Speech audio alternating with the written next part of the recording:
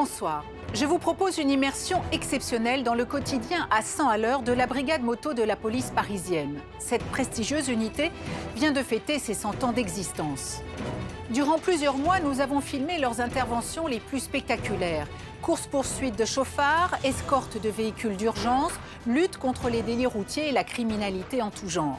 Ces policiers à deux roues réalisent plus de 200 000 interventions chaque année dans les rues de la capitale. La clope, le portable, non-respect de la priorité aux piétons, ça commence à faire beaucoup, non? Cette brigade est l'unité motorisée la plus importante d'Europe. Plus de 200 policiers, triés sur le volet, capables d'affronter toutes les situations. Des femmes et des hommes surentraînés qui interviennent à très haute vitesse. Je vais procéder à votre contrôle. Paris est devenu le théâtre d'une véritable guerre du bitume entre les usagers. La brigade moto tente de remettre de l'ordre dans ce chaos urbain et de faire respecter le code de la route, trop souvent oublié. Vous savez pourquoi on vous contrôle, monsieur? Téléphone. C'est exact. La nuit, leurs missions sont tout aussi mouvementées. Vous allez découvrir la plus longue course-poursuite de l'année. Arrête-toi! Arrête-toi! Une plongée sous adrénaline signée Mathilde Gautry pour Cover Film et C8.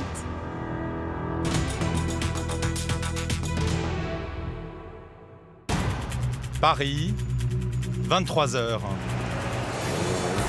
Un chauffard vient de fuir un contrôle de police.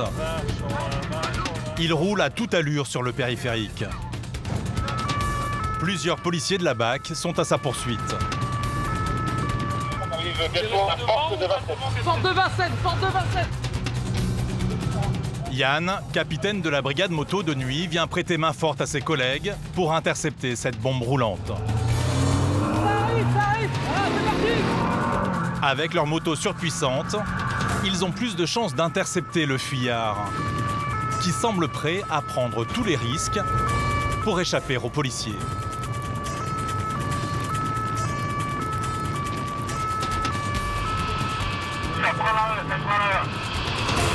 Il slalome au milieu des autres usagers, mettant plusieurs vies en danger, avant de s'engager sur l'autoroute.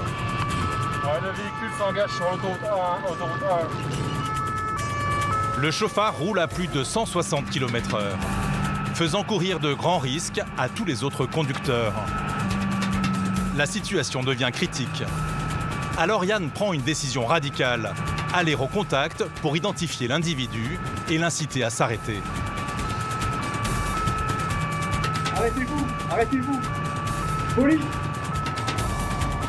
Le conducteur accélère encore. Et mauvaise nouvelle, il n'est pas seul. Le capitaine a compté 3 autres personnes, possiblement de dangereux criminels en cavale.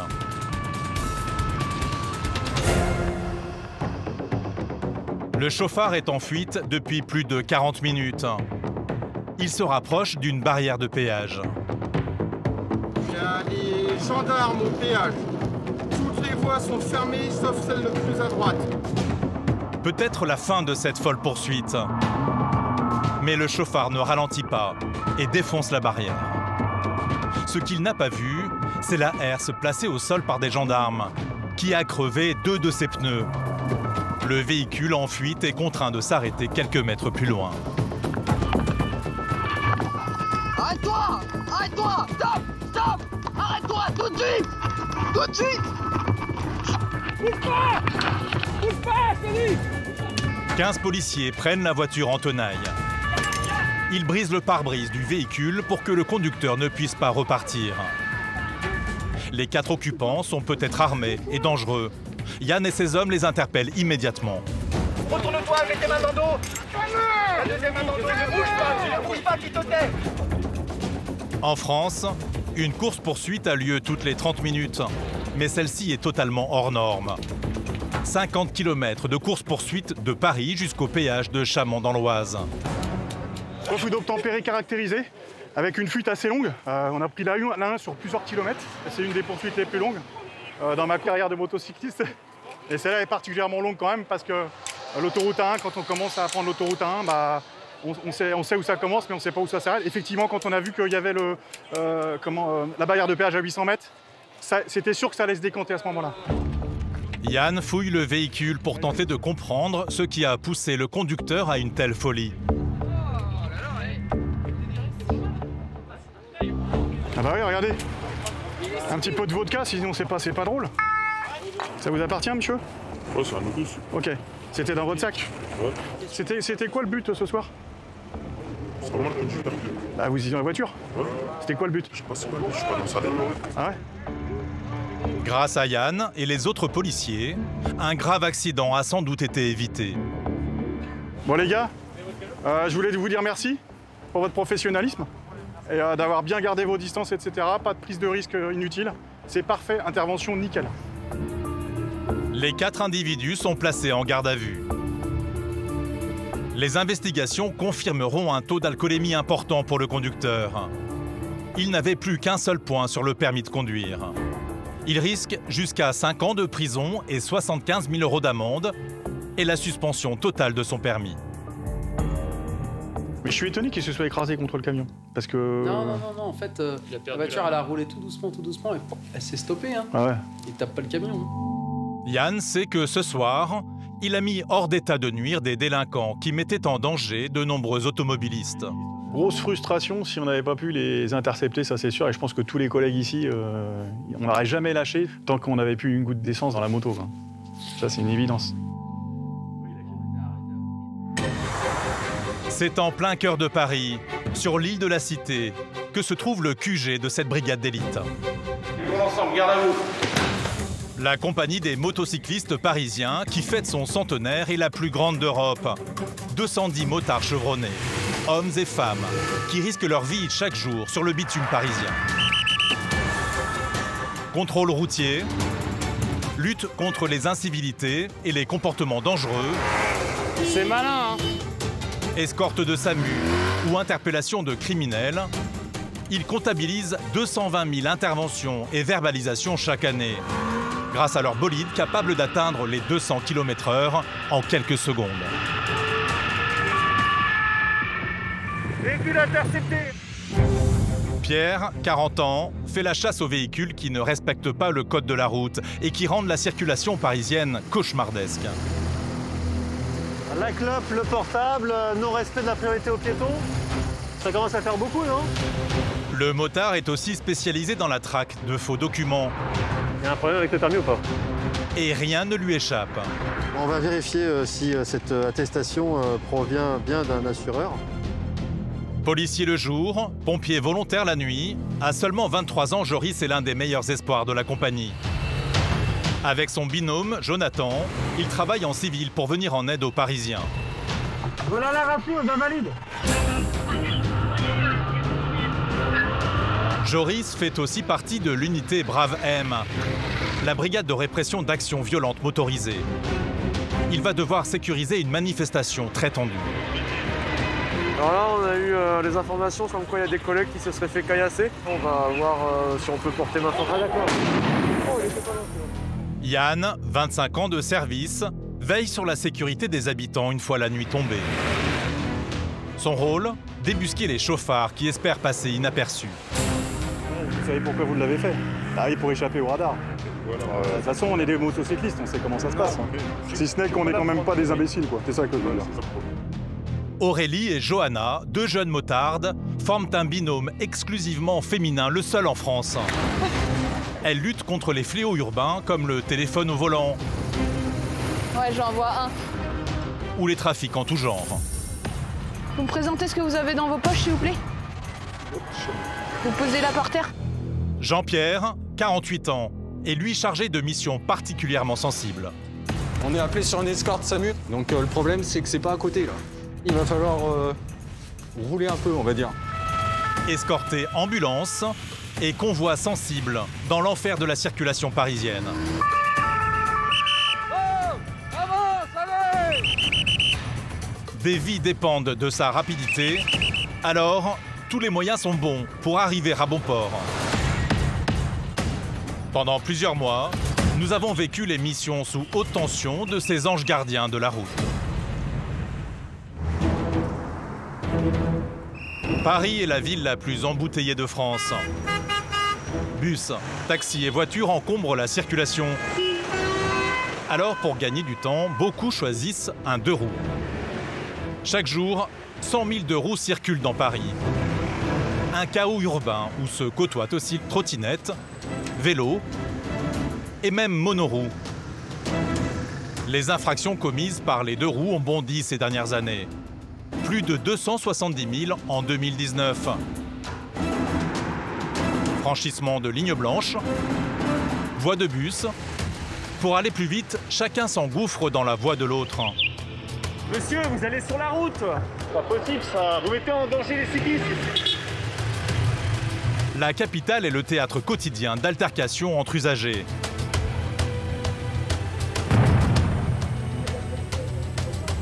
Incroyable ça! Vous avez un feu rouge!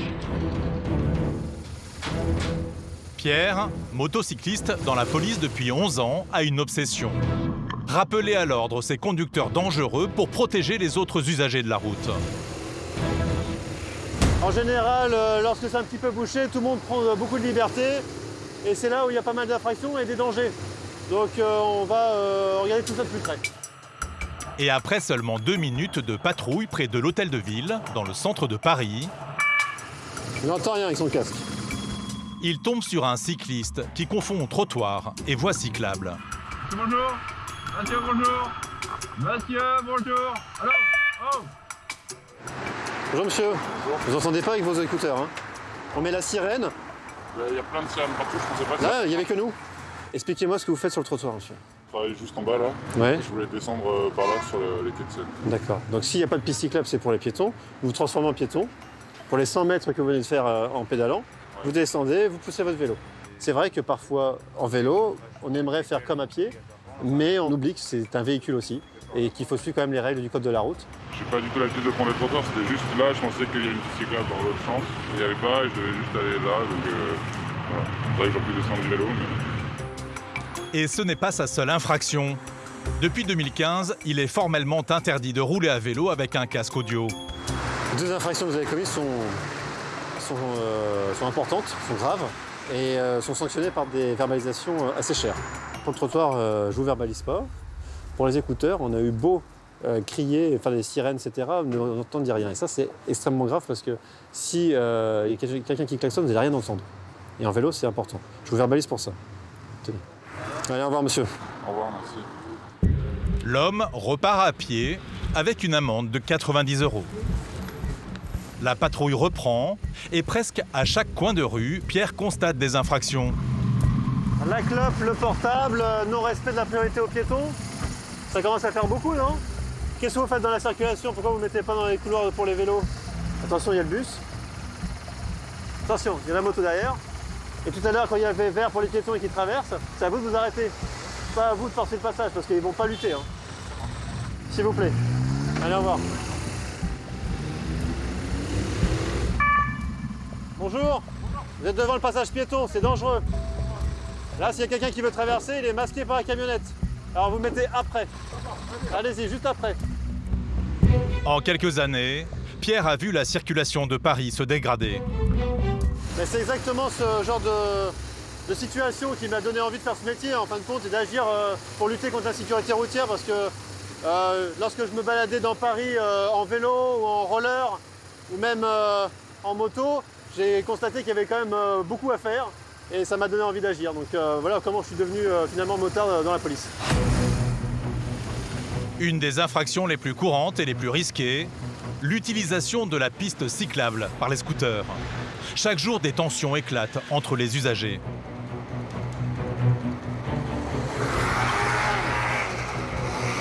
Tu dis pas pardon. Tu t'excuses pas. C'est malin, hein. Pierre traque sans relâche ces conducteurs qui ne respectent pas la loi. Bonjour monsieur, qu'est-ce que vous faites là?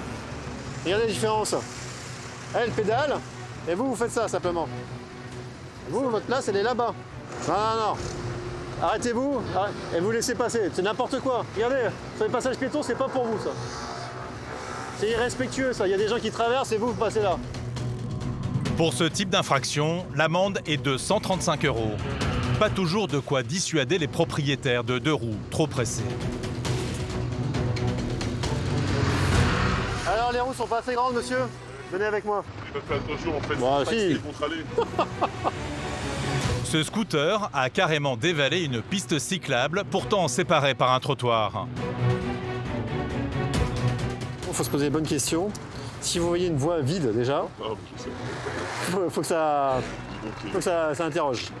Et si en plus elle est très étroite, il faut se dire c'est forcément pour quelqu'un qui... Après, bah, peut-être un jour ils vont créer des voies que pour les scooters. On n'y est pas encore. L'homme est immédiatement verbalisé. Avec son puissant scooter, il aurait pu causer un grave accident.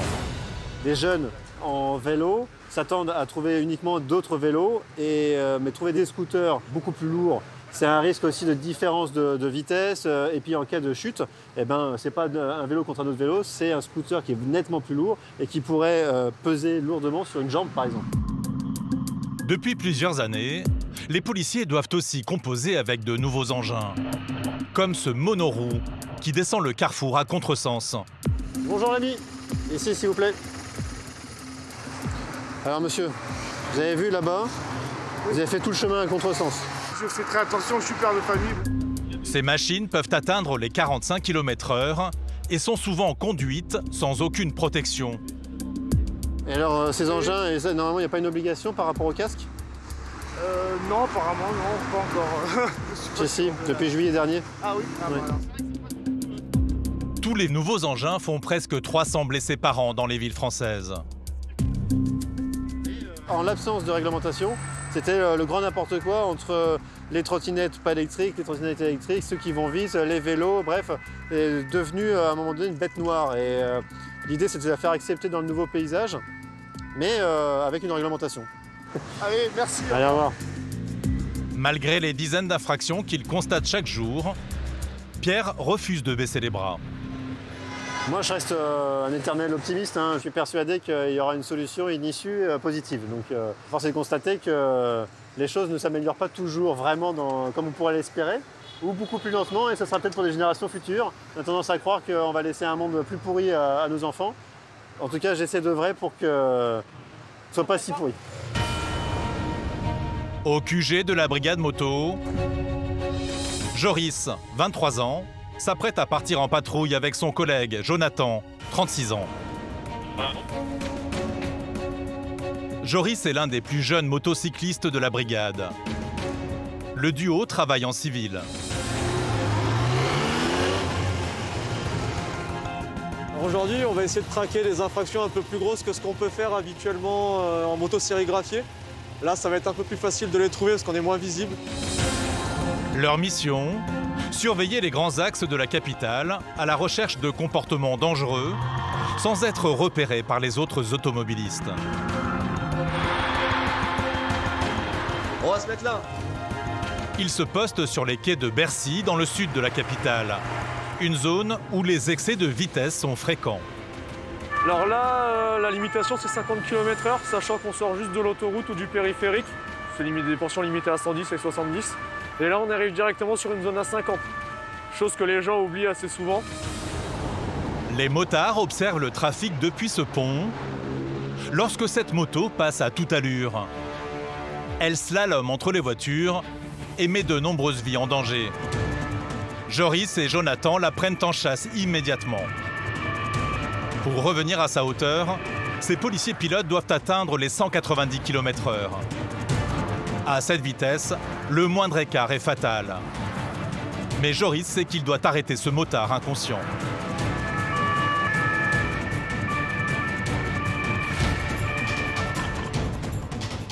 Monsieur, bonjour. Monsieur, saviez-vous à quelle vitesse vous rouliez? Non. Oui, mais vraiment, je sais que j'étais au-dessus. Ah, mais je ne vais pas le dire. D'accord. Alors la petite idée que moi j'ai, c'est que mon collègue et moi-même, pour vous rattraper, sommes montés à 190 km/h. Non, mais on sent pas la... On sent pas la vitesse, mais après, c'est pas une raison, non? Monsieur, si moi je cherche à vous rattraper à 190, vu la distance que j'avais, pour moi vous étiez minimum à 120 centres. Oui. Ces modèles de grosses cylindrées sont bien connus des policiers. Sur 10 usagers tués en 2 roues, 8 conduisent ce type de moto. Des véhicules d'exception dotés d'un moteur surpuissant. On est tellement à l'aise dessus et... Voilà, c'est une moto qui est lourde et on ne se rend pas compte. Sans radar, impossible d'attester légalement de sa vitesse. L'homme écope d'une simple amende de 90 €. Joris tente de lui faire prendre conscience de la dangerosité de son comportement. Voilà, vous vous pressez pour aller récupérer un truc. Si vous arrivez jamais parce que vous avez un accident, vous n'allez pas le récupérer. Ça marche? Puis derrière, je pense que vous avez une famille qui quand même tient à vous. Et à force de conduire vite, je dis pas que vous conduisez mal, hein, mais pas forcément en prenant toutes les précautions d'usage, on finit forcément par avoir un accident un jour ou l'autre. La survitesse est l'un des premiers facteurs d'accident. Elle est responsable de 27% des morts sur les routes de France. Joris et Jonathan décident donc de mettre en place un dispositif radar avec 2 autres collègues. Ils ciblent désormais les usagers en très grands excès.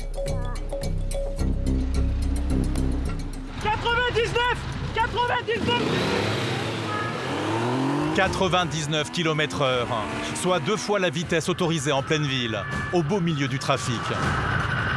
Les 2 policiers doivent neutraliser au plus vite le chauffard. Une véritable bombe roulante.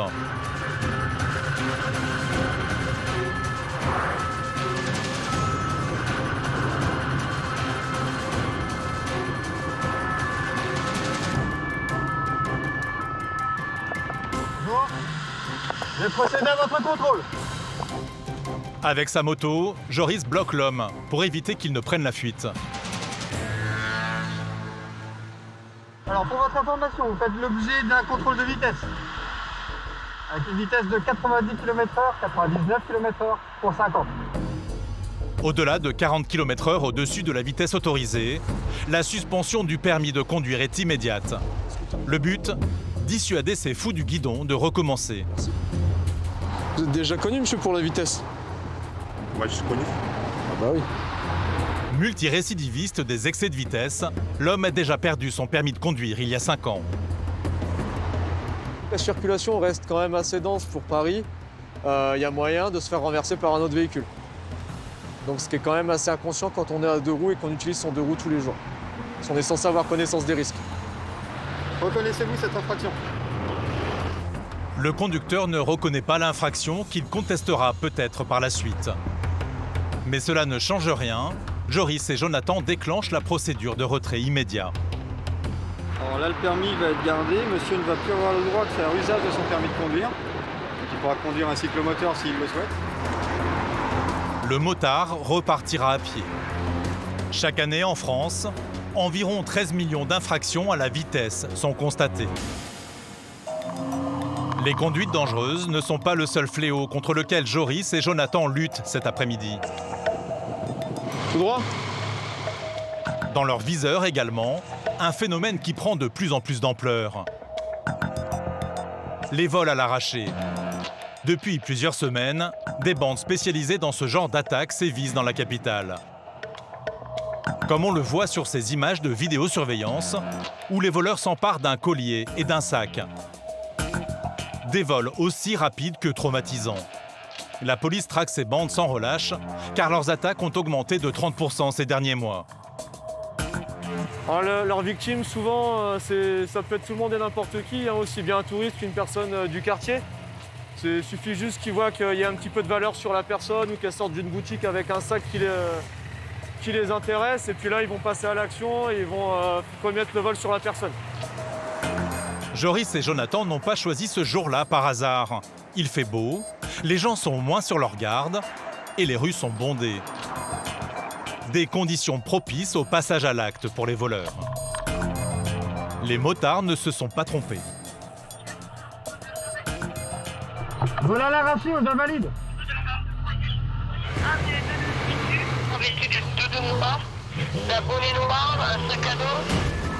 Une bande vient de commettre un vol à l'arraché tout près des Champs-Élysées. Les 2 voleurs ont réussi à dérober une chaîne en or. Ils ne le savent pas, mais ils sont suivis à la trace par d'autres policiers via le système de vidéosurveillance parisien.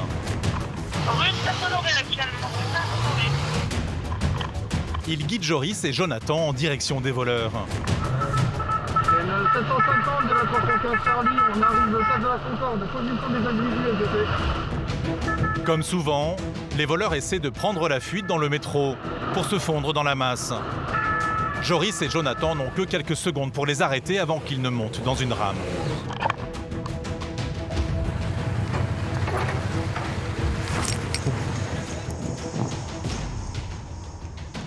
C'est pas eux là.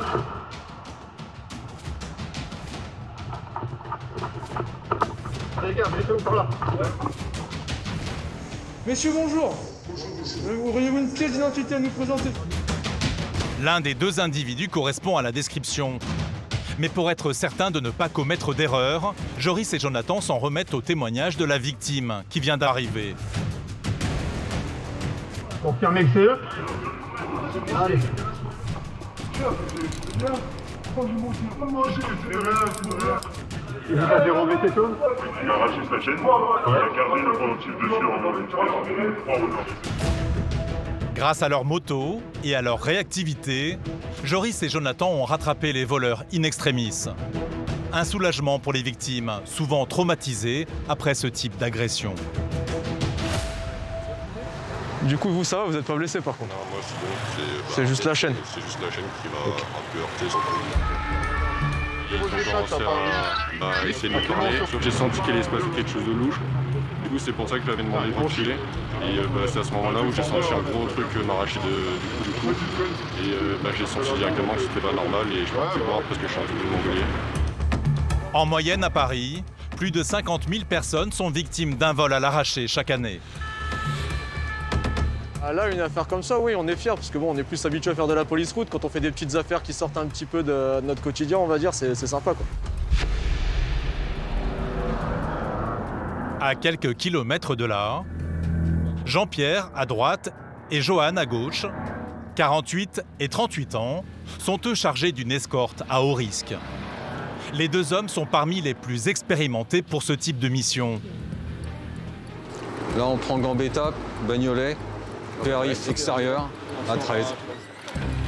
Ils doivent escorter un convoi de transport d'armes saisi par la police à de dangereux criminels. En tout, 380 fusils à pompe, carabines ou fusils de chasse et plus de 10 000 munitions.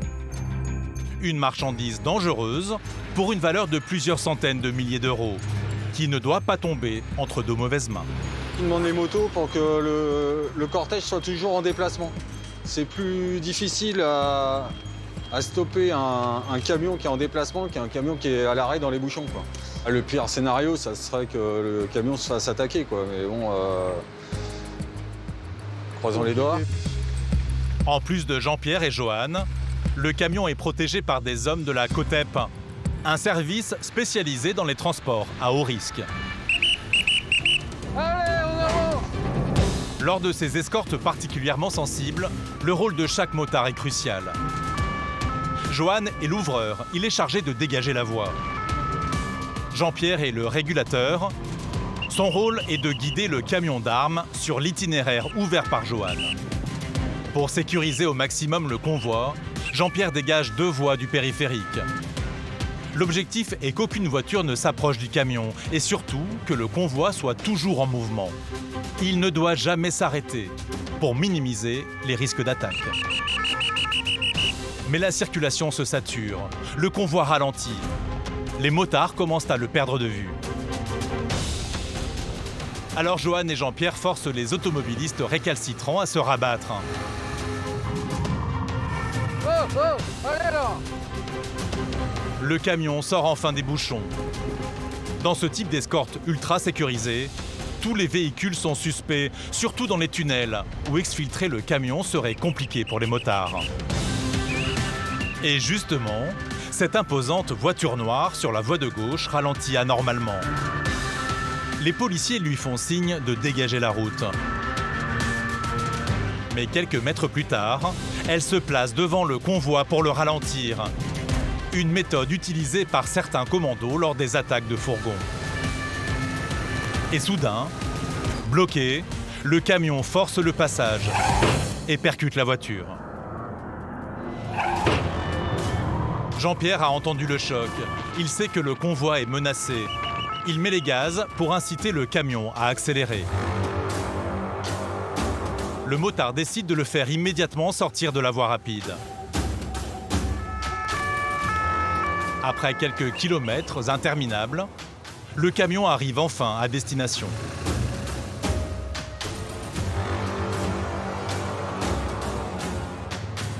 Ça a accroché? Ouais, ça a touché un peu, ouais. En fait, le mec, il a pas ralentir, il s'est collé derrière la brigade.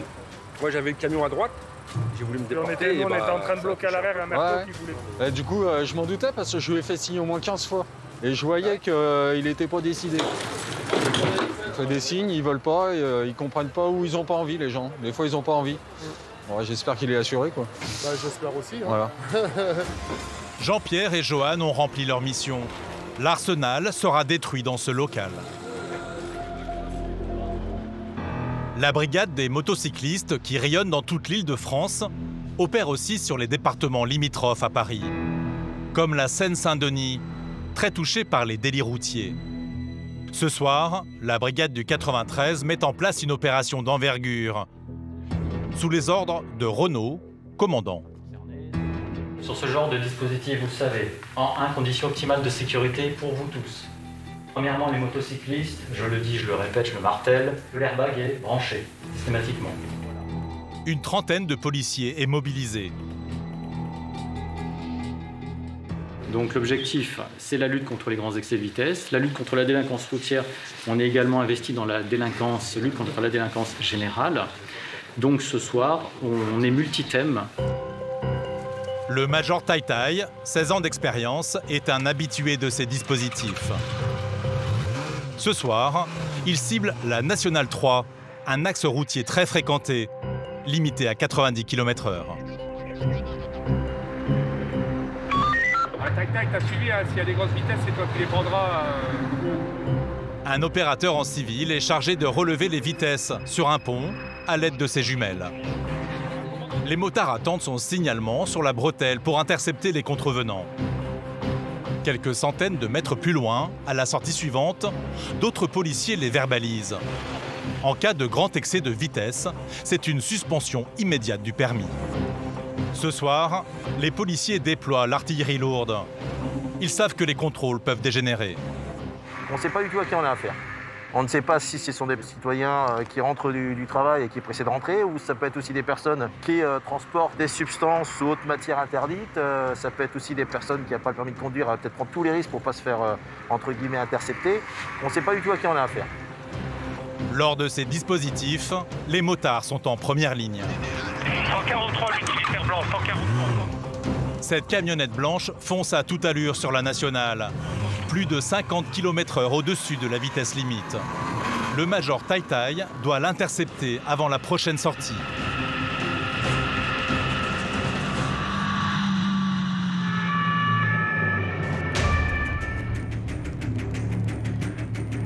Véhicule intercepté. Je prends main, s'il vous plaît. Vous rentrez du travail? Oui, je suis livreur. Livreur, d'accord, ok. Si vous êtes verbalisé pour un excès de vitesse?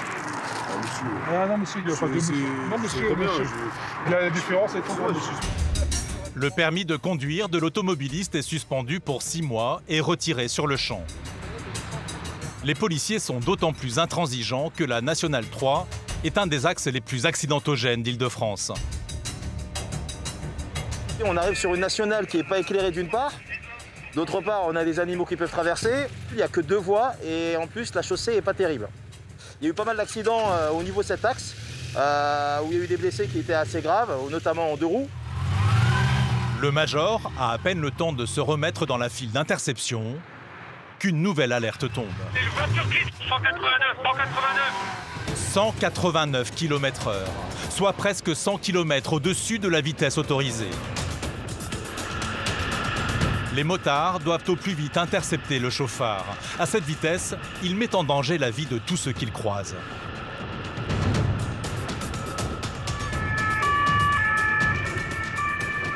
Véhicule intercepté, attention, il essaie de s'arrêter avant. Le major Tai Tai redoute que l'homme ne freine pour dévier sa trajectoire au dernier moment et échapper au contrôle. Le déseffectif se rapproche de la sortie parce que lui, je ne le sens pas du tout. Quand ils savent qu'ils risquent gros, certains chauffards aggravent leur cas en commettant un délit de fuite. Monsieur, vous êtes titulaire du permis de conduire? Non. Donc voilà. L'exemple type du conducteur qui ne respecte pas l'imitation et qui n'a pas de permis. C'est fréquent? Oui. Le conducteur n'a tout bonnement jamais passé son permis de conduire. Il risque une amende de 15 000 €, 1 an de prison et une interdiction de passer l'examen pendant plusieurs années. Il est immédiatement conduit auprès d'un officier de police judiciaire pour être placé en garde à vue.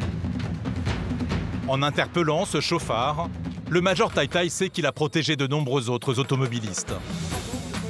On œuvre pour la sécurité de tout le monde, en enlevant ces personnes qui prennent la route pour un terrain de jeu, qui peuvent causer des accidents corporels graves. Notre récompense, c'est ça. C'est en fait compte, on sait que ces personnes, pour ce soir, ne causeront pas d'accident puisqu'elles ne pourront plus rouler. Au bout de 2 heures, l'opération de police prend fin. Messieurs, merci à vous. Fin du dispositif. Pour résumer, une petite quinzaine d'excès de vitesse de constater. Pas d'accident nous concernant, c'est parfait. En Seine-Saint-Denis, les hommes de la brigade moto doivent aussi faire face à un autre type de délinquance. Ousmane, 37 ans, a intégré l'unité il y a seulement 2 ans. Et pour sa première affectation, il doit faire ses preuves en Seine-Saint-Denis, ce département qui possède un des plus forts taux de criminalité en France. Il y a un risque de tomber sur quelqu'un de dangereux, qui refuse d'obtempérer, qui peut nous percuter carrément sur un... Voilà, qui prend la fuite. Alors si nous-mêmes la police, on n'est pas le rempart de ces personnes-là, je ne me demande pas c'est pas citoyen qui va le faire.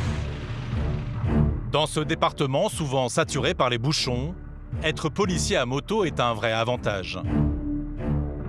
On est tout le temps dans les écoutes radio, ce qui nous permet, nous, en tant que motards, d'avoir une rapidité d'intervention sur les lieux. Et donc voilà, une prise en charge assez rapide. Les policiers ont à peine pris leur service qu'une alerte très inquiétante retentit sur leur radio.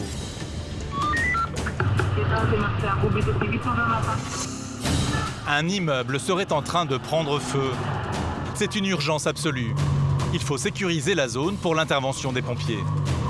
Mais la cité dans laquelle a lieu l'incendie est très sensible. Allez, oh, allez. Grâce à leur moto, Ousmane et son collègue parviennent sur place en moins de 5 minutes.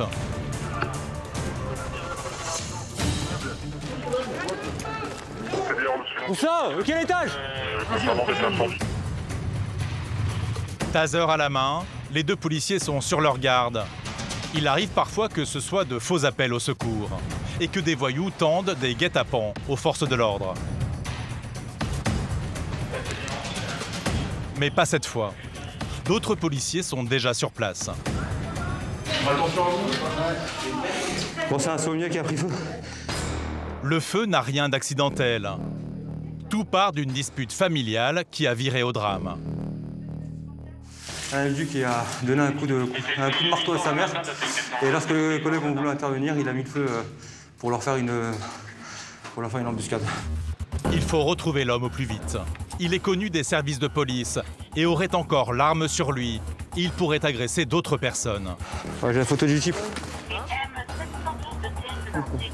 Et apparemment, il a des petites traces. Et c'est d'une violence inouïe, ça vous étonne? Non, ça m'étonne pas. Et c'est assez délictuel ici, donc voilà. Un pétage de plomb d'un mec le matin qui frappe sa mère à un coup de marteau, il n'y a plus rien de surprenant ici. L'agression s'est passée il y a une quinzaine de minutes. En si peu de temps, le fugitif n'a pas pu aller bien loin. Une veste Quechua. Je me rappelle la veste Quechua. Ouais, vers kaki, ouais. Grâce aux motos, les policiers se faufilent partout et fouillent le secteur dans les moindres recoins. Je cherche quelqu'un. Oui. C'est un moment où on a vraiment tous les sens qui s'éveillent. On doit avoir une bonne vision. On doit être à l'écoute de la radio pour avoir d'éventuelles informations sur le mise en cause. Donc voilà, c'est vrai que c'est assez palpable, on va le dire. Après quelques minutes de recherche, les motards aperçoivent cet homme. Il correspond au signalement de l'individu recherché. Les policiers l'appréhendent en douceur. Bonjour monsieur, vous venez d'où là monsieur? Je sors de chez moi, je vous le travaille. Vous avez une petite pièce d'identité rapidement, s'il vous plaît? J'ai pas ma pièce d'identité, mais vous habitez où? Trembasin. Quel étage vous habitez? On va faire une petite vérification, ça va aller très vite. Pour savoir si l'individu qu'il contrôle est bien celui qu'il recherche, les policiers vont utiliser un tout nouveau système. la reconnaissance faciale. Hop, on n'arrête pas le progrès. Hop là, voilà. Le logiciel compare le visage de l'homme avec la base de données du fichier des antécédents judiciaires. Il n'y a rien qui me correspond. Ok, bon, c'est bon. Okay. Allez, bon. monsieur, bonne journée. Allez, monsieur, bonne journée. Contrairement à l'homme recherché, le suspect n'a pas de casier. Il est donc mis hors de cause. Les policiers repartent. 30 minutes se sont écoulées depuis l'agression. Il y a de fortes chances qu'on n'arrive pas à le trouver. Hein. Mais bon, après, c'est pas grave. Il y aura quand même une suite judiciaire. Il y aura une fiche de recherche, je pense, à son encontre. Et puis ensuite, les effectifs locaux vont le retrouver. À ce jour, le suspect n'a toujours pas été retrouvé. Et il n'est pas rentré chez sa mère. Les policiers craignent qu'il ne s'en prenne de nouveau à elle et font régulièrement des rondes dans le quartier. Ousmane et son collègue reprennent leur patrouille. En Seine-Saint-Denis, un simple contrôle routier peut souvent déboucher sur une affaire plus grave. Téléphone ? Monsieur, il fallait rester dans votre véhicule, monsieur. Ousmane arrête ce conducteur pour usage de téléphone au volant. Est-ce que vous avez une identité sur vous, quelque chose de probant? J'ai rien sur moi. Est-ce que vous êtes connu des services de police ou pas? Non, pas du tout. Jamais de problème. Bon, monsieur, vous savez que le téléphone, c'est pas bien. L'homme est coopératif et reconnaît sa faute. Mais Ousmane et son collègue restent méfiants. Un conducteur sympathique peut aussi tenter de dissimuler quelque chose. Une technique bien connue des policiers. Monsieur, est-ce que vous avez quelque chose sur vous ou dans la voiture? Non, pas du tout. J'ai du matériel dans la... Laissez-moi finir. Sur vous, dans la voiture, de dangereux, de... Pas du tout, pas du tout. Prohibé, rien du tout. Pas de couteau, pas de gazeux, rien du tout. D'accord. J'ai un flag là, mais c'est pour ma fille. Hein? Pourquoi votre fille? Il joue à... comment ça s'appelle? Ah non, ça c'est pas... Non, non, monsieur. Monsieur, vous êtes en train de me dire que votre fille elle joue au baseball avec ça? Donc elle tape sur quoi là? Vous avez au moins les balles qui vont avec? Les balles, vous les avez avec alors? Qui vont avec? Oui, mais Ce type d'arme est souvent utilisé dans des rixes. Elles sont nombreuses dans cette zone. Il y a quelques semaines, un homme de 26 ans a été battu à mort avec un objet similaire. La mise hors circuit de ces armes est devenue une priorité pour les policiers. Ce qu'on appelle les armes par destination, c'est que c'est un morceau de bombe et qui peut faire très mal à mauvais escient. Tiens, descendez et puis on fait une petite palpation. Un dangereux sur vous? Jamais de la vie. Jamais de la vie, monsieur. J'ai la vente de lune, parce que j'ai l'asthme. Ouais, et là c'est quoi? Regarde. Les médicaments? Les médicaments. Pendant qu'Ousmane interroge l'individu, son collègue, qui est officier de police judiciaire, fouille la voiture à la recherche d'autres objets interdits. Et bien caché sous un tas de papiers, il trouve une mallette d'armes à feu. C'est une mallette d'armes, ça, monsieur, non? Ouais, mais j'ai là. Non, c'est pourquoi? Elle est où, elle est où, là? Ah non, non, à la maison, monsieur. Il y a les papiers là-bas. Ouais, attendez, monsieur, allez-y. Posez tout là, ici. Posez tout ici. Cette mallette vide est la preuve que l'homme possède une arme à feu. En France, leur détention est très réglementée. Il faut être chasseur, tireur sportif ou collectionneur et avoir passé un permis. Ouvrez, monsieur, ouvrez s'il vous plaît, que je puisse bien regarder. Le matériel. Ok. L'arme reste introuvable. Mais Ousmane et son collègue vont sévir pour la batte de baseball et l'usage du téléphone au volant. La batte à portée de main comme ça, c'est interdit. D'accord? On sait très bien qu'il ne faut pas faire du baseball. Donc on va vous verbaliser pour le portable. Vous recevrez à la maison une petite verbalisation pour le portable. Évidemment, la batte, on va la garder. La batte de baseball est saisie et sera détruite. Chaque année, la brigade moto du 93 réalise des milliers d'interventions de ce type.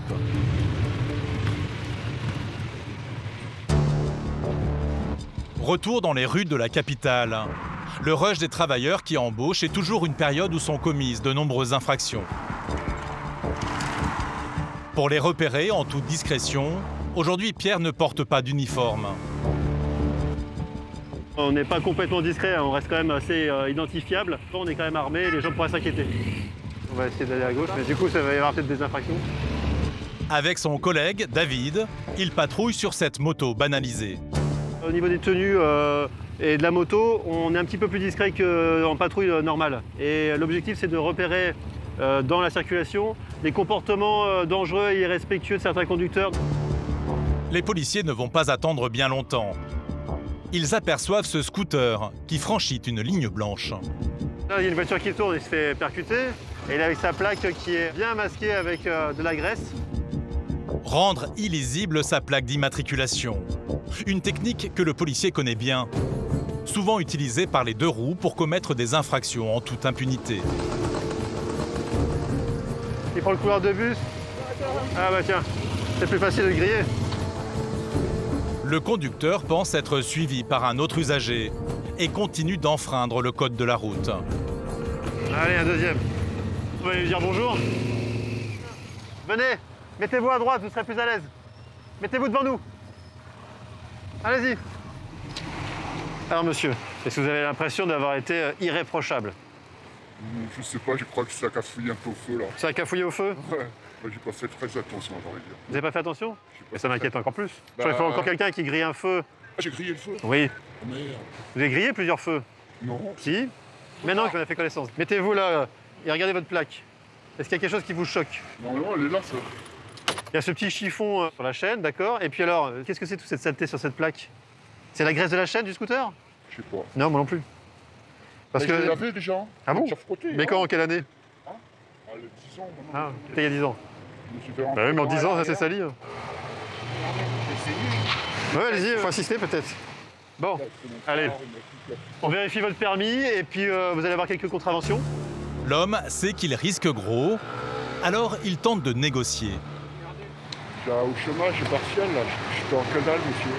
Eh oui, alors ça, je comprends, surtout dans cette période. Mais enfin, monsieur, vous avez pris beaucoup de liberté avec le code de la route, là. Pierre veut marquer le coup tout en se montrant compréhensif. L'homme écope de seulement 112 € d'amende au lieu des 270 prévus. Et il ne perd pas de points. C'est dissuasif? J'ai un salaire de 1 300 €. À Paris, les accidents de vélos, de trottinettes, de scooters et de motos ont fortement augmenté ces 2 dernières années. Notamment les motos les plus puissantes. Une rue plus loin, Pierre repère une machine de grosse cylindrée.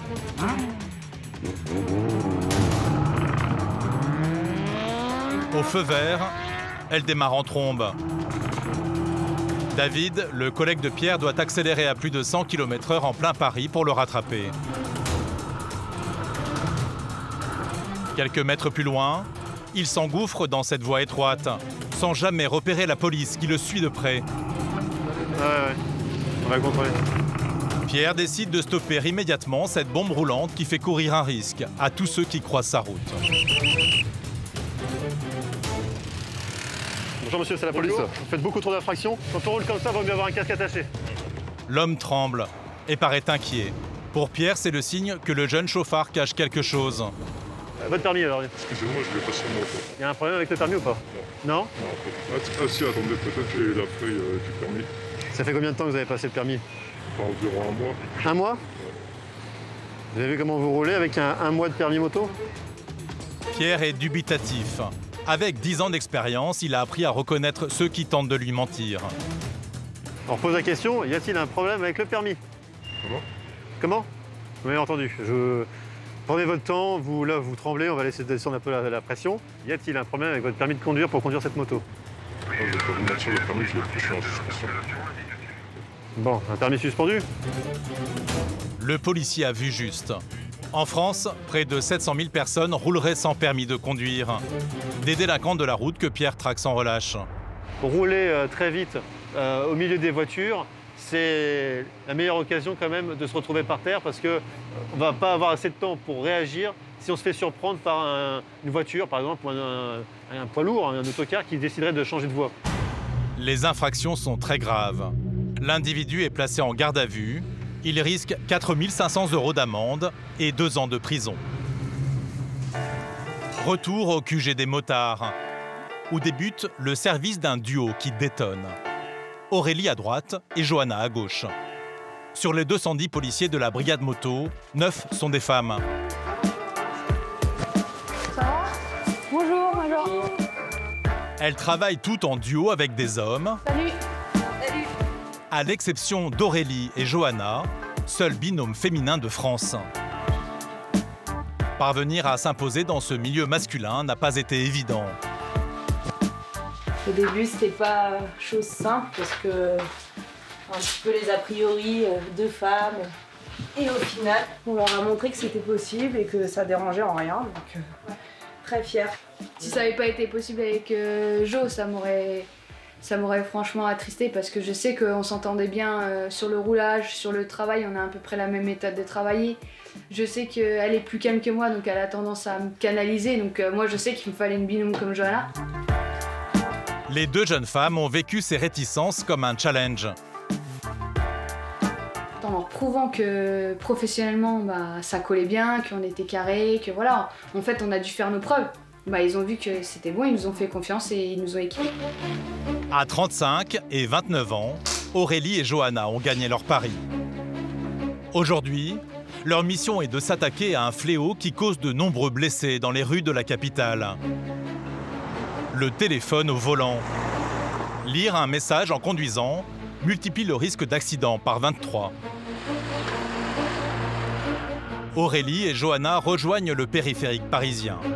Il est souvent embouteillé, alors certains en profitent pour passer des coups de fil. Bonjour. Vous voyez avoir le nez dans le téléphone, comment vous vous décalez à droite et vous faites pas attention à ce qui arrive? Donc le téléphone, c'est pas dans la main. C'est compris? Bonne journée, monsieur.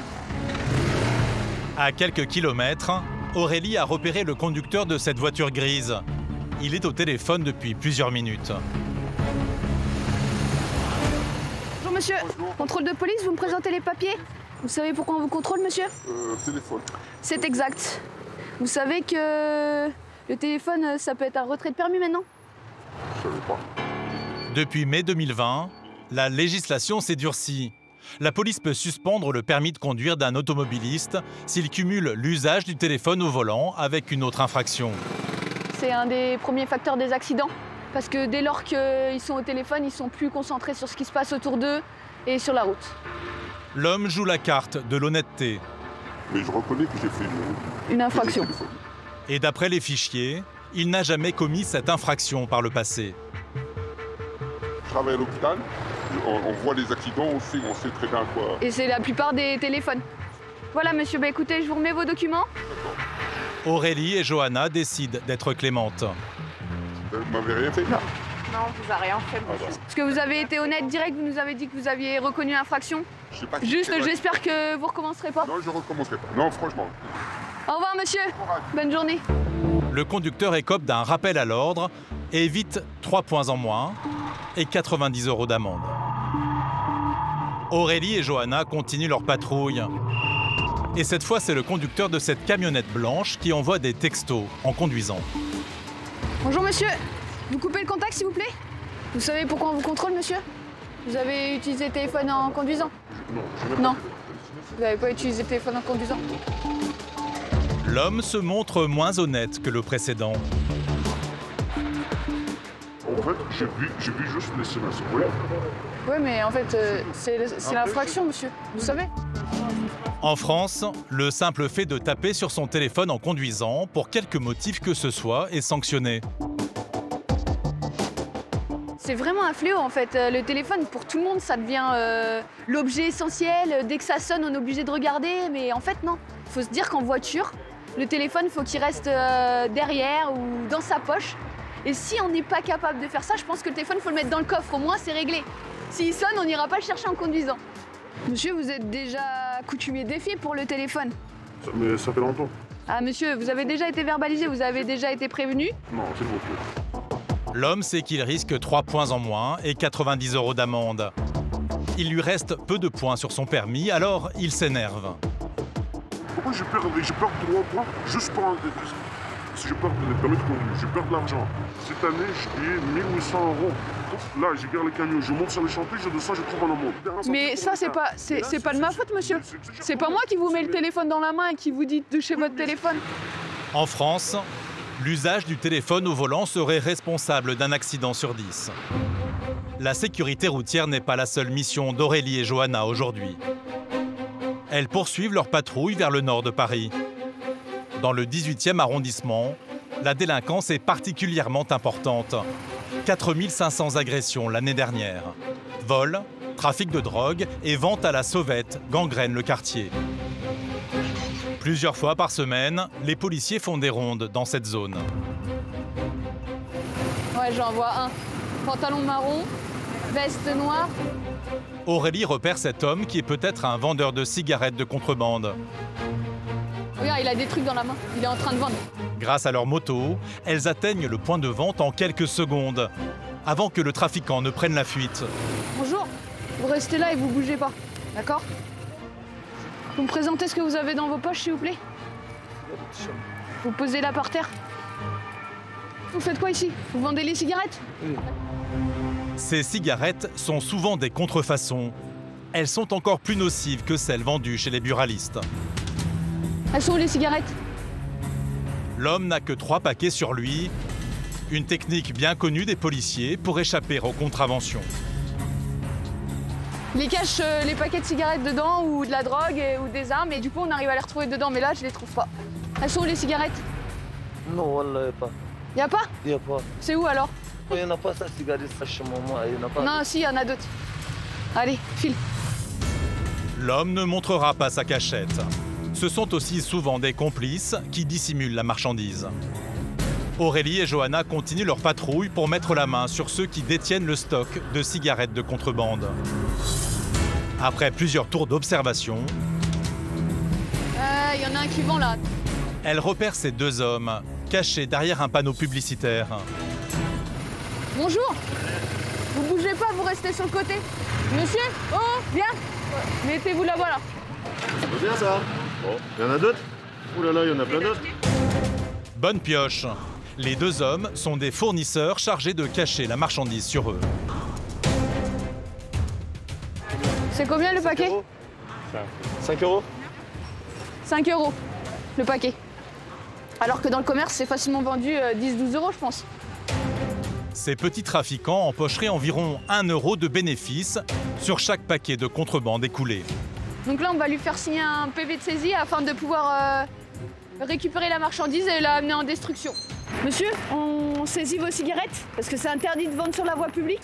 Vous êtes au courant? Moi, je peux pas avoir le bon. Vous savez pas? L'année dernière, 360 tonnes de cigarettes et de tabac ont été saisies en France pour une valeur de 162 millions d'euros.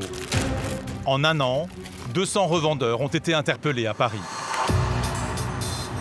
Quand la nuit tombe, le visage de la délinquance n'est plus le même dans la capitale. Les chauffards espèrent passer sous les radars. Ils savent que les effectifs policiers sont moins nombreux. Mais Yann, le capitaine de la brigade de nuit, ne laissera rien passer.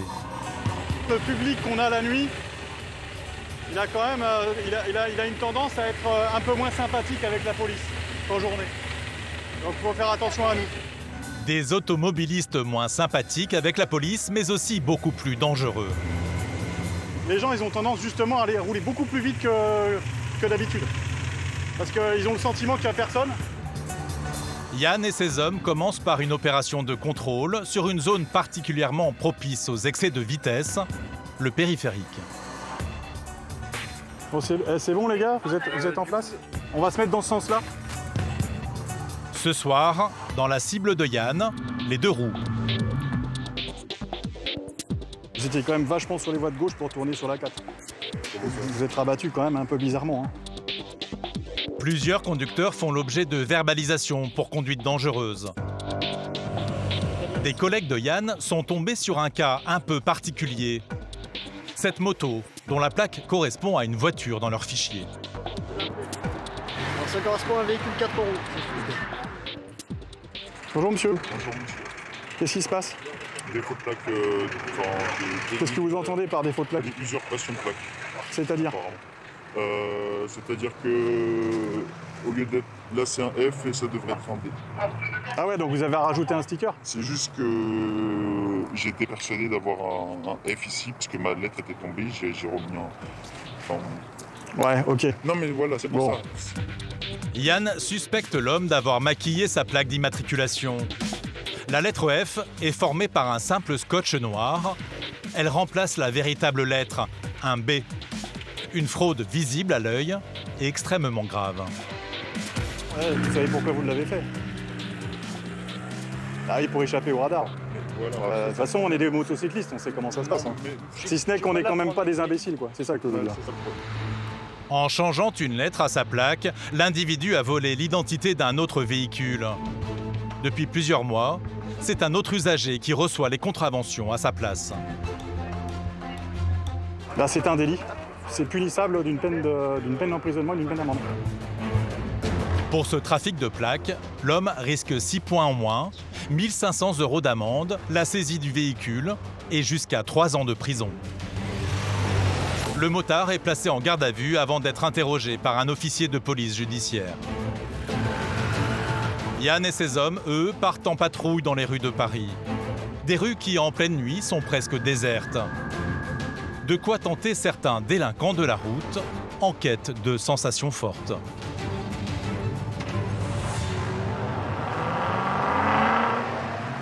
Une voiture de grosse cylindrée démarre en trombe. Le sol est glissant et à cette vitesse, il ne pourrait pas éviter un piéton qui traverse. Yann et ses hommes doivent l'interpeller au plus vite. Restez sur le côté tout de suite, ok? Je ne demande pas pourquoi je vous contrôle. Bah, parce que je fais une accélération un peu... Un peu, vous étiez au plus de 90 sur le boulevard, c'est limité à 50. Ça fait combien de temps que vous avez le permis? Vous avez votre téléphone dernière heure, il me semble. À croire que la route c'est un circuit, vous n'allez pas le garder longtemps votre permis. Sans l'intervention des policiers, ce jeune conducteur inconscient aurait pu provoquer un grave accident. Les gens ne pensent pas, il y a les trottinettes maintenant de plus en plus, les vélos. Même la nuit, il y a beaucoup de vélos. Donc, ils prennent pas conscience en fait. Ils pensent qu'ils sont tout seuls. Et ils prennent des risques. L'homme est avec 4 de ses amis. Il a sans doute voulu les impressionner avec sa grosse berline. Et lorsqu'il s'agit de plaisanter, même avec l'administration, il n'est pas en reste. Vous savez que c'est un document administratif? Comment ça? Est-ce que vous savez que c'est un document officiel? Ça? Ouais. Bah oui. On vous demande une signature sur le permis. Votre permis là n'est pas valable. La signature n'est pas valable. Ah bon? Ouais. Pourtant... Vous n'avez pas vu ce que vous avez fait? Oui, je sais, mais pourtant, on m'a jamais rien dit pour ça. On vous demande une signature, c'est une signature, c'est votre signature. Bien sûr, ok. Et non un smiley. C'est la première fois que vous voyez ça? Oui. Le smiley surtout, je pense. C'est incongru. En vrai, c'est drôle. Enfin, il y a pire, non? La blague aura fait rire ses amis, mais pas vraiment Yann et ses collègues. Indulgents, ils vont pourtant lui laisser un délai. Il a 1 mois pour refaire son permis. L'homme écope de 90 € d'amende pour conduite avec vitesse excessive. Le lendemain, dans le centre de Paris, au QG de la brigade des motocyclistes. Joris, le jeune motard, prépare sa moto. L'année dernière, il a réalisé son rêve d'enfance, intégrer la compagnie après 14 semaines de formation intense. Je suis rentré dans la police avant tout pour aider les gens, pour leur venir en aide. Et je suis très fier et c'est très rare que je me remette en doute ce choix-là d'être rentré dans la police. J'avais envie de mettre ma passion et mon travail, de réunir les deux en fait. Chaque année, seulement 15 nouveaux motards sont sélectionnés pour rejoindre la compagnie. Alors Joris, l'un des plus jeunes de la brigade, doit être à la hauteur. Les anciens, ce qu'ils nous apprennent principalement, c'est être exemplaire envers notre tenue, parce que la tenue de motocycliste, voilà, elle est quand même représentative de beaucoup de choses. L'exemplarité au niveau de la propreté de la moto. Après, toujours être respectueux, ça c'est en général, mais là, ils appuient encore un petit peu plus là-dessus. Et voilà, ils nous apprennent le sens de la camaraderie encore plus pour les motocyclistes. Ce jeune motard sait qu'il doit encore faire ses preuves au sein de la brigade et sa prochaine mission va lui en donner l'occasion.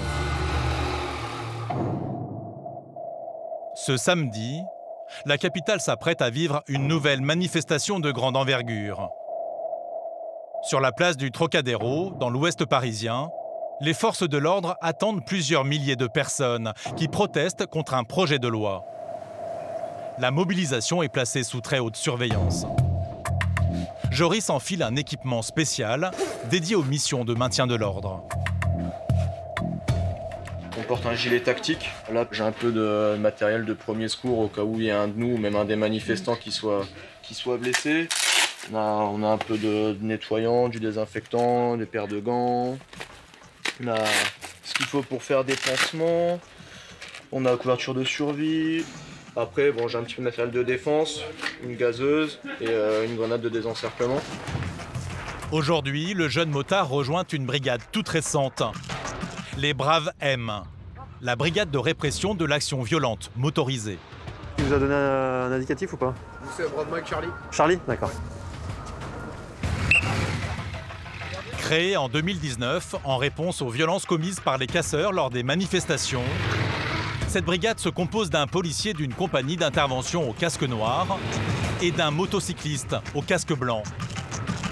Leur mission, se projeter rapidement sur les points de tension et interpeller les fauteurs de troubles. Vas-y!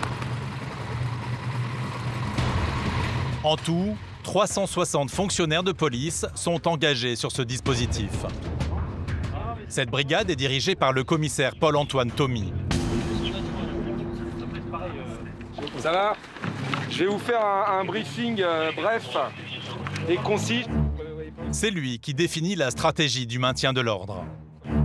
On a une manifestation contre la loi sécurité globale et une manif, enfin plusieurs manifs gilets jaunes. Donc mission pour vous, refluer les manifestants et les orienter pour l'instant, hein, évidemment, vers le haut en contournant.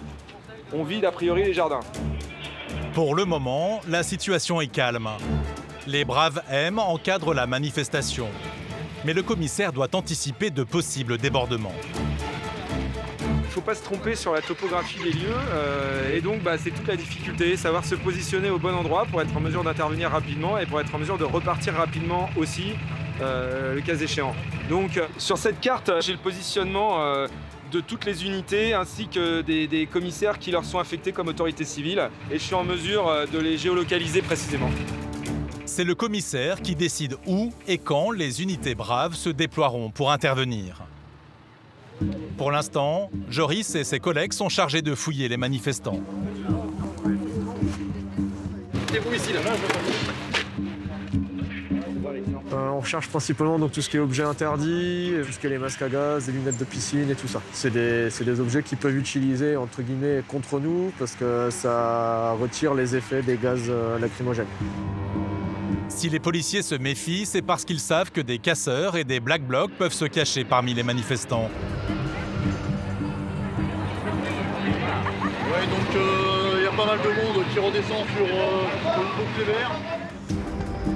La manifestation est en train de prendre fin quand tout à coup des violences éclatent. Certains manifestants dressent des barricades. J'ai besoin que vous projetiez la Brave Mike 3 au niveau de l'avenue d'Elo en renfort de la barricade qui a été montée. Alors là, on a eu les informations comme quoi il y a des collègues qui se seraient fait caillasser. Donc comme on redoutait, effectivement, c'est que lors de la dispersion, il se passe quelque chose. On va voir si on peut porter main forte aux collègues. Les cars de police ne peuvent pas se projeter sur la zone. L'accès est trop étroit. Les Braves M sont mobilisés. Vas-y! Allez, on en Joris et les autres motards sont prépositionnés pour entrer en action rapidement dès que le commissaire en donnera l'ordre.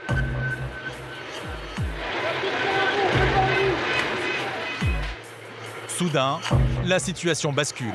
Ah d'accord. Par contre, reste derrière, on se prend des projectiles. Les policiers reçoivent des pavés et des tessons de bouteilles. Le lanceur d'eau est déployé. Il est capable de propulser à haute pression 12 000 litres. Mais cela ne suffit pas à stopper les manifestants qui commettent des dégradations. Alors le commissaire Thomy prend la décision d'évacuer la place du Trocadéro.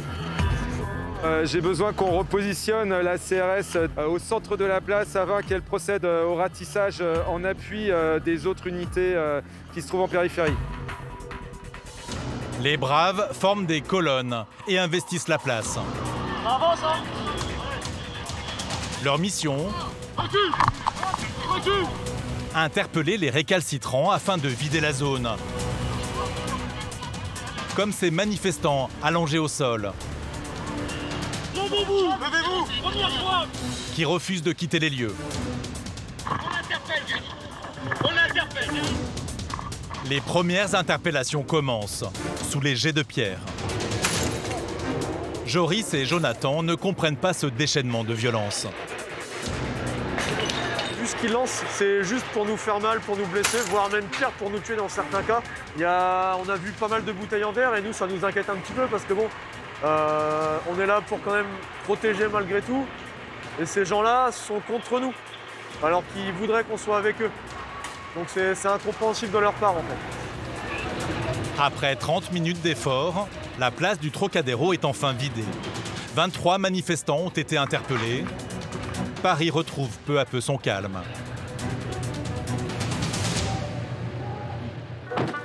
Mais pour Joris, la nuit est encore loin d'être finie. Christophe. Joris, ça va? Ça va bien passé? Ouais, et toi? Cette fois, pas de gilet pare-balles, ni de brassard de police. Comment allez-vous? Ça va et vous? La journée? Ça a été. Depuis 6 ans, en plus de son travail de policier, le jeune homme est caporal chez les pompiers dans cette caserne de Nogent-sur-Oise. 3 soirs par semaine, il enfile l'uniforme des soldats du feu. Il y a toujours autant de fierté de changer d'uniforme et de porter, que ce soit au travail, celui de policier ou ici, celui des sapeurs-pompiers. Les gens nous voient vraiment comme, comment dire, pas comme des super-héros, on va pas dire ça, mais comme des gens qui peuvent venir leur porter secours dans n'importe quelle circonstance, n'importe quel endroit, enfin voilà quoi. Avec cette double casquette, Joris constate que souvent, le regard qu'on lui porte change en fonction de son uniforme. C'est triste parce que je suis la même personne. Après, les gens voient la police comme si on était tout le temps là pour faire de la répression, alors que c'est faux, on n'est pas tout le temps là pour faire de la répression. Il y a des gens qui savent très bien que la police n'est pas forcément là pour venir les embêter, pour les verbaliser, pour tout ça, mais ils peuvent être là pour assister les gens sur des accidents de la route, sur les cambriolages, sur les choses comme ça. Mais il y a un regard qui ne change pas, celui de ses collègues, toujours aussi admiratifs. Ça fait beaucoup de sacrifices. Quand on voit d'être policier et d'être pompier, après c'est l'envie d'aider son prochain, l'envie d'être au service des autres. Et ben voilà, on part en terre. Avec les pompiers, Joris part en intervention 20 fois par mois en moyenne. Cette fois, il s'agit d'un homme qui souffre d'importantes douleurs abdominales. Joris prend les constantes et évalue le niveau de douleur. Et ça tire jusque dans le dos? Ah, ça me tire jusque dans le dos. Ça me bloque, je respire, ça me fait hyper mal. Après, en sac, t'es à 100. L'état du patient est inquiétant. Joris et ses collègues le conduisent en urgence à l'hôpital pour des examens complémentaires. Il est 23 h. La nuit promet encore d'être longue. Mener de front ces deux métiers exigeants n'est pas de tout repos pour le jeune homme. Ça demande des sacrifices, hein, ça c'est clair et net. Hein. Il y a peut-être des soirées où au lieu de les passer à la caserne, je préférais les passer avec des amis ou à faire autre chose avec ma famille. Ou, voilà. Mais après, la passion fait qu'on réussit quand même à passer au-dessus de ça. Une passion pour ces deux métiers avec un dénominateur commun, venir en aide et protéger ceux qui en ont besoin. Retour à Paris, avec Aurélie et Johanna, le seul binôme féminin chez les motards. Aujourd'hui, elles doivent remplir une mission assez inhabituelle. Bonjour. Au niveau du trajet, donc, c'est bien avenue Foch. Ouais, vas-y. Raymond Poincaré. Ouais. Les deux jeunes femmes sont chargées d'escorter une manifestation de motards. Une centaine de motos à faire passer dans la circulation parisienne sans provoquer de bouchons ni d'accidents. Allez, au modéré, hein. Ouais, 20, 15, 20 km/h. Les motards protestent contre la mise en place du stationnement payant pour les deux roues à Paris. 150 km de bouchons autour de Paris. Donc en ça, bien évidemment que le deux roues motorisé est une bonne solution. Unis par la même passion pour les deux roues, Aurélie et Johanna connaissent l'organisatrice, qui est impressionnée par ce binôme si peu ordinaire. D'habitude, il y a une femme, ces deux femmes, c'est super. C'est une marque de confiance. La manifestation est sur le point de débuter. Le cortège va traverser la capitale sur 5 km pour rejoindre l'hôtel de ville. Donc c'est un départ de la manifestation pour la PM 220. Dans ce type de mission, un des risques est qu'un automobiliste perde patience et renverse une moto. Aurélie et Johanna doivent avoir l'œil sur chaque intersection. Attends, je vais bloquer à droite. La manifestation commence à peine que cette camionnette blanche se gare en double file devant le convoi. Allez là, allez-y monsieur, vous allez nous casser les pieds déjà. Ouais, non, vous y allez, vous y allez. Mettez-vous sur la droite là et vous attendez. Mettez-vous là. Ces grands ronds-points sont des zones sensibles. Aurélie et Johanna sont particulièrement vigilantes. Les voitures arrivent vite et quelques mètres plus loin, certains conducteurs sont déjà excédés. Les deux jeunes femmes doivent veiller à ce que les manifestants suivent un itinéraire précis qui a été validé par la préfecture sans jamais en dévier. Mais au bout de 10 minutes, le convoi fait un arrêt imprévu.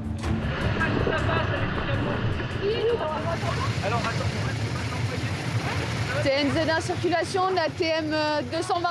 On a le camion qui est avec nous pour la manifestation qui passe pas sous les souterrains. La centaine de motards se retrouvent bloqués en plein Paris. C'est le pire scénario possible pour Aurélie. D'autant que des bouchons commencent à se créer. Alors, la jeune femme prend une décision radicale, se séparer de sa binôme, Johanna. Ça va aller mon petit ? Elle va passer rapidement au-dessus avec le camion, tandis que les motards passeront sous le pont avec Aurélie. Mais alors que les motos franchissent le tunnel sans encombre, le camion Sono change soudain de route et se réengouffre dans la voie d'accès au tunnel. Non, il y a le souterrain là. Il faut continuer. Il finit par emprunter l'itinéraire bis prévu par Aurélie. Et quelques minutes plus tard, le cortège se reforme enfin. Aurélie sait que sans son équipier, un policier est toujours très vulnérable. Le risque de se diviser, c'est qu'en fait, il puisse lui arriver quelque chose et que je sois pas au courant. Ah, vous n'étiez pas sereine quand même Jamais sereine quand on quitte son binôme. Les deux jeunes femmes ont un dernier obstacle à surmonter. Faire passer le convoi malgré un bouchon qui vient de se former. La voie de bus. On va faire la voie de bus. Aurélie et Johanna décident d'emprunter la voie réservée aux bus pour ne pas saturer la circulation davantage. Grâce à la réactivité du binôme féminin, la centaine de manifestants arrive à bon port, devant l'hôtel de ville. Là, on va faire un petit discours devant la mairie de Paris. Ouais. Est-ce que vous laissez passer les véhicules ou pas? Non, là pour l'instant, non. Ok, d'accord. Tout le monde est arrivé et tout s'est très bien passé. Comme quoi, c'est pas les missions les plus urgentes et difficiles qui posent problème, c'est des fois les toutes simples. Il y a un aléa et il faut s'en dépêtrer, il faut trouver une solution rapidement et c'est ce qu'on a essayé de faire avec Jo. Au QG des motards parisiens, Pierre prend son service. Les amis, ça va? Il y a 15 ans, il quitte son poste dans l'hôtellerie pour devenir motocycliste. Depuis 12 ans, Pierre s'est spécialisé dans la lutte contre les faux papiers. Le policier conserve une partie de son butin de guerre dans son casier. La grande mode, c'est les fausses cartes de stationnement qui sont souvent des photocopies ou récupérées dans des véhicules. Et là, c'est un sésame parce que ça leur permet d'avoir un stationnement non seulement partout, mais gratuit. Des fausses cartes de stationnement, mais aussi des faux permis de conduire, revendus entre 300 et 4000 € selon les faussaires. Parfois, on a des documents qui sont vraiment faits maison et de piètre qualité, mais il y a des réseaux très structurés qui existent maintenant, notamment sur les pays de l'Est, qui reproduisent de manière très forte les documents authentiques. Mais Pierre a une technique pour débusquer les tricheurs. Sur le terrain, il ne contrôle jamais les automobilistes au hasard. Il a appris à reconnaître les comportements suspects. Comme le conducteur de cette voiture grise. La Clio, là ? Qui les regarde avec insistance. Bonjour. Baissez cette vitre. Est-ce que vous avez les papiers du véhicule? Le policier découvre d'emblée que l'homme n'a plus de points sur son permis de conduire. Il peut encore rouler, mais devra raccrocher le volant dès qu'il recevra la notification officielle. Et ça, c'est l'assurance du véhicule? D'accord. Nouvel élément accablant, le conducteur présente à Pierre un certificat d'assurance suspect. Je vous cache pas que je suis un petit peu étonné que notre assureur, normalement, s'il travaille pas mal, il écluse assez rapidement ses stocks de papier. Et ce papier, il a été imprimé, c'est une version de août 2018, imprimée en janvier 2019. C'est-à-dire que bientôt, depuis 2 ans, il n'a toujours pas utilisé sa ramette. Ce qui interpelle Pierre, c'est la date d'impression du papier, bien antérieure à la souscription de l'assurance. Cette fraude est bien connue des policiers. Les faussaires volent des papiers vierges provenant de vrais assureurs et inscrivent ensuite leurs propres données dessus. On va vérifier si cette attestation provient bien d'un assureur et que c'est une vraie. Surtout que dans nos fichiers, le véhicule ne ressort pas assuré. Alors est-ce que l'assureur n'a pas communiqué? Ce qui peut arriver. Donc ça demande petite vérification. Le policier appelle l'assurance en question. Si le certificat s'avère être un faux, le conducteur risque très gros. Jusqu'à 5 ans de prison et 75 000 € d'amende. Bonjour monsieur, c'est les compagnies motocyclistes de Paris, la police nationale. Je m'interroge sur la validité de son attestation d'assurance et je voulais voir avec vous si toutefois ce véhicule était bien assuré dans vos fichiers ou si ce n'était pas le cas. Ah oui, c'est ça, il faut 8 chiffres, hein, donc déjà ça va pas quoi. Et siège social dans le deuxième, c'est la Défense. Ouais, c'est ça, ouais, déjà ça va pas. Ouais. Ok, bon écoutez, merci beaucoup pour tous ces renseignements, ça m'aide énormément. Merci, au revoir. La compagnie est formelle, cet homme n'a jamais été assuré chez eux. Bon, j'ai appelé le siège social, il y a trop d'incohérences, des choses qui vont pas. Ça c'est donc un faux en écriture. En plus de la fausse assurance, David, le collègue de Pierre, suspecte aussi l'homme d'avoir consommé des stupéfiants. Ses yeux sont très brillants. Est-ce que vous consommez des produits stupéfiants? Jamais? Bon. Je fais un test pour vérifier. Vous l'avez déjà fait? Bon. Vous voyez, ici, il y a des petits capteurs. Vous les passez sur votre langue, à l'intérieur des joues, pour qu'on puisse récupérer de la salive. Et après, je mets sur les capteurs. Ce test permet de détecter l'usage récent de stupéfiants comme le cannabis ou la cocaïne en quelques minutes. De plus en plus, lors d'un accident, on se rend compte que la personne qui conduisait avait consommé des produits stupéfiants. Ça commence à prendre tellement d'ampleur que c'est devenu une lutte dans la sécurité routière. En tout cas, on cherche maintenant à augmenter les contrôles. Et là, commence déjà à apparaître un petit peu.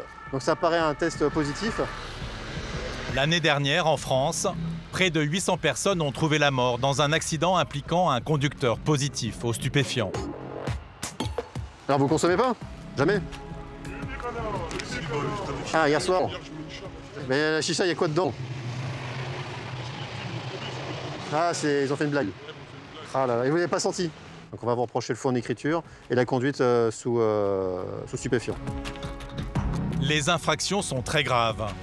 De plus, sans assurance, si le conducteur avait causé un accident, il aurait dû payer des dommages et intérêts aux victimes pendant de nombreuses années. Mais un des passagers n'a pas saisi la gravité de la situation. Donc la voiture, elle va être immobilisée. Ah, mais quand on rentre, là, on a zéro moyen. Oui, mais pour rentrer, vous allez rouler. Zéro moyen, je vous invite à prendre les transports en commun pour rentrer. En tout cas, je ne peux pas vous laisser rouler dans un véhicule qui n'est pas assuré, on est d'accord? Il tente de négocier avec Pierre pour ne pas rentrer à pied.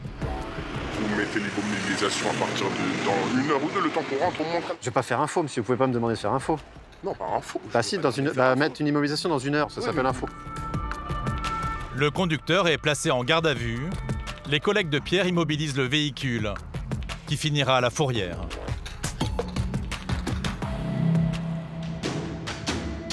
En plus de la sécurité routière, l'autre grande spécialité des motards de la police parisienne, ce sont les escortes de véhicules d'urgence médicale. Aujourd'hui, c'est Jean-Pierre et Joanne qui sont de service. 302 Delta, départ d'escorte. Ouais. 302 Delta, au départ. Lorsqu'un appel d'urgence comme celui-ci retentit, ils savent qu'il faut faire très vite. On est appelé sur une escorte SAMU, donc le problème c'est que c'est pas à côté là. Il va falloir rouler un peu, on va dire. La circulation est dense. Les motards doivent se frayer un chemin à tout prix pour rejoindre le quartier de Montmartre.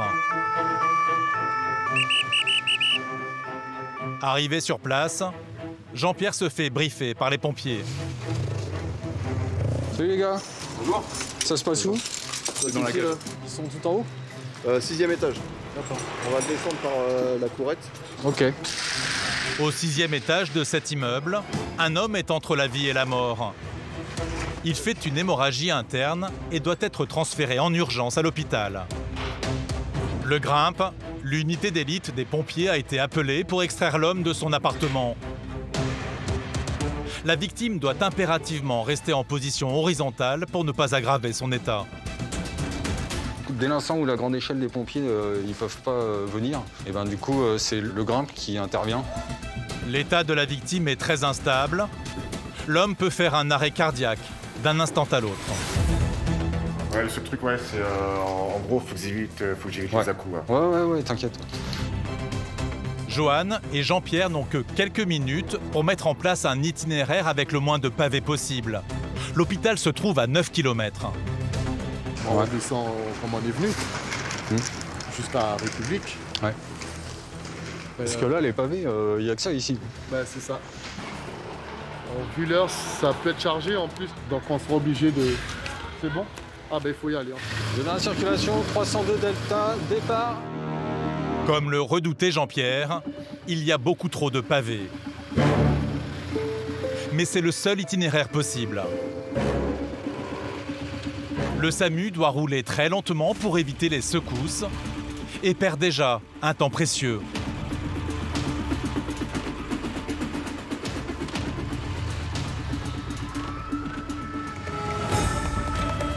Jean-Pierre sait que chaque minute compte.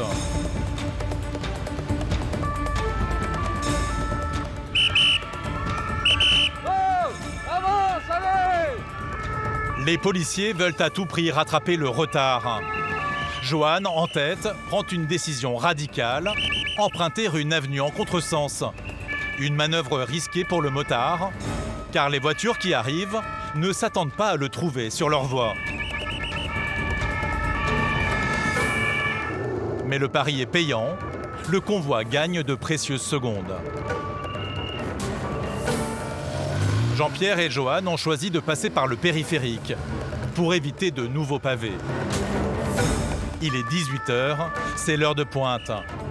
Les voitures sont à l'arrêt.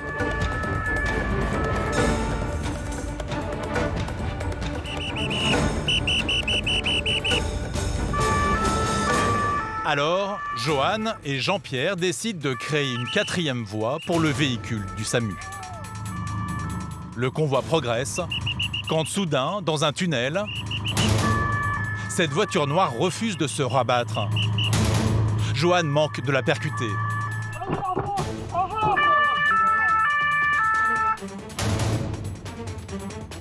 Alors qu'il ne reste plus que quelques centaines de mètres avant de rejoindre l'hôpital, mauvaise surprise pour Jean-Pierre. Des pavés attendent à la sortie du dernier virage. Le SAMU est une nouvelle fois obligé de ralentir. L'homme est toujours dans un état critique. Le véhicule accélère une dernière fois. Arrivée d'escorte sans incident. Bon, désolé pour les pavés, mais on ne pouvait pas faire autrement là. Ah non, il n'y a aucun souci là. Au top, comme d'hab. Bon courage. Merci vous aussi. Au revoir. Grâce à Jean-Pierre et Johan, le convoi a gagné de précieuses minutes. L'homme a pu être opéré en urgence. Sans les motos, on peut rajouter 20 minutes de temps de trajet. C'est énorme. C'est énorme dans Paris. En plus, là, c'est la mauvaise heure. Si on devient motocycliste, c'est pour faire ce genre d'escorte. Donc, ouais, nous, ça nous fait plaisir. On sert à quelque chose. L'année dernière, 1600 escortes médicales ont été réalisées par la brigade moto de Paris. Jean-Pierre et Johan reprennent la route, direction le périphérique parisien. C'est l'axe le plus fréquenté de la capitale. 200 000 véhicules l'empruntent chaque jour en moyenne. Jean-Pierre et Johan ont pour habitude d'y traquer quotidiennement les comportements dangereux ou inhabituels. Jean-Pierre remarque un véhicule qui roule porte arrière ouverte. Il décide de le sortir du périphérique. Bonjour, je vous ai fait sortir, votre porte elle est ouverte derrière. Ouais, vous n'avez pas vu? C'est pour éviter que le matériel il aille sur le périph', quoi. L'homme transporte du matériel de chantier. Les policiers ne savent pas depuis combien de temps ils roulent ainsi. Alors, ils vont rebrousser chemin pour vérifier qu'aucun objet ne soit tombé. La circulation sur le périphérique est si dense que le moindre incident peut avoir des conséquences dramatiques. Et la crainte des policiers se confirme. L'homme a fait tomber une grande planche de bois sur le bitume. On va couper tout le périph', il y a une planche entre la voie 1 et la voie 2 sur le périphérique. Donc c'est dangereux pour les deux roues. On y va et puis on commence direct le bouchon mobile. Stopper la circulation sur les 4 voies du périphérique est une manœuvre très risquée. Jean-Pierre et Johan commencent par ralentir les voitures grâce à une technique bien précise issue de leur formation. Ils slaloment de voie en voie avec leur moto. Et en quelques secondes, les voitures s'arrêtent.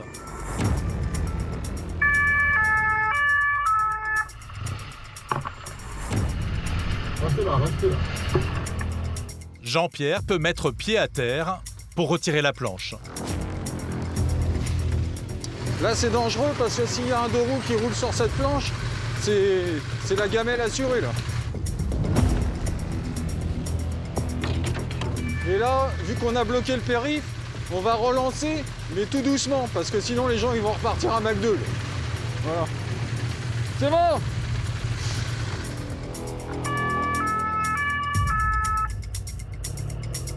Jean-Pierre ne croit pas si bien dire. Ce scooter de livraison profite de la situation pour prendre de l'avance sur les autres véhicules. Suivi de près par de nombreux deux roues qui ne louperaient la pole position sur un périphérique désert pour rien au monde. Jean-Pierre et Johan reviennent eux sillonner les rues de la capitale pour protéger les Parisiens des délinquants de la route. Chaque année, les 210 motards de la préfecture de police de Paris procèdent à plus de 220 000 interventions et verbalisations.